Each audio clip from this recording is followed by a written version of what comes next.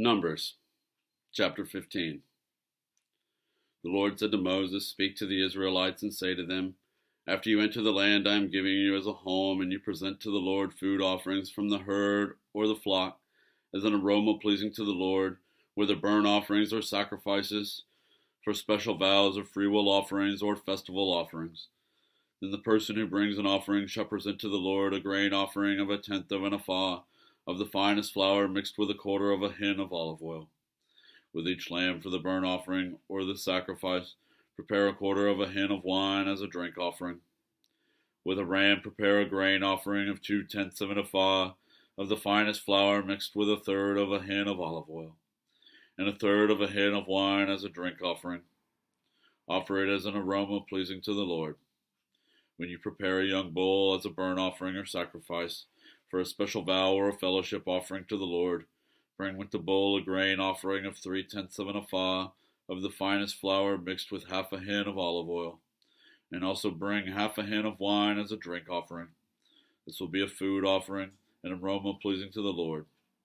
Each bull or ram, each lamb or young goat is to be prepared in this manner.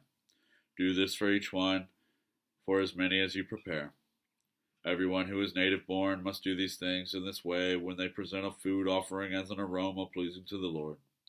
For the generations to come, whenever a foreigner or anyone else living among you presents a food offering as an aroma pleasing to the Lord, they must do exactly as you do. The community is to have the same rules for you and for the foreigner residing among you. This is a lasting ordinance for the generations to come. You and the foreigner shall be the same before the Lord. The same laws and regulations will apply both to you and to the foreigner residing among you." The Lord said to Moses, "Speak to the Israelites and say to them, when you enter the land to which I am taking you, and you eat the food of the land, present a portion as an offering to the Lord. Present a loaf from the first of your ground meal, and present it as an offering from the threshing floor. Throughout the generations to come, you are to give this offering to the Lord from the first of your ground meal.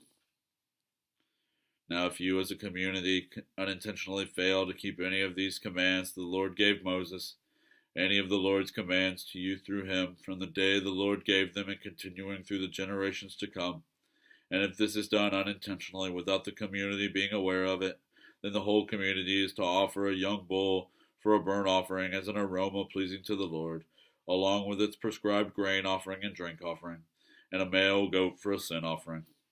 The priest is to make atonement for the whole Israelite community, and they will be forgiven, for it was not intentional, and they have presented to the Lord for their wrong a food offering and a sin offering.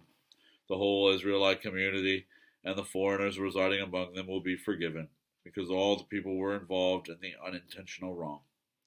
But if just one person sins unintentionally, that person must bring a year-old female goat for a sin offering.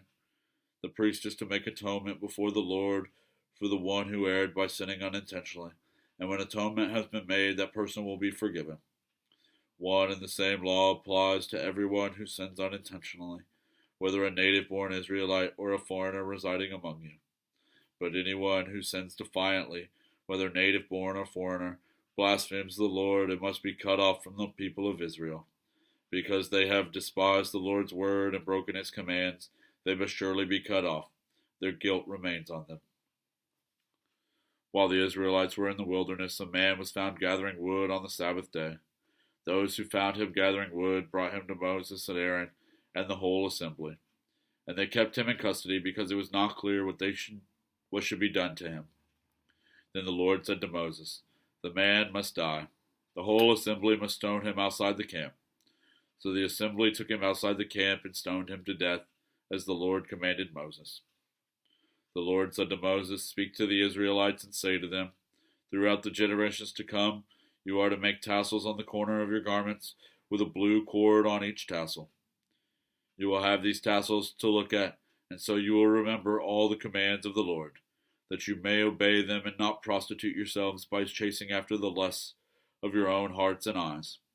Then you will remember to obey all my commands and will be consecrated to your God. I am the Lord your God who brought you out of Egypt to be your God. I am the Lord your God."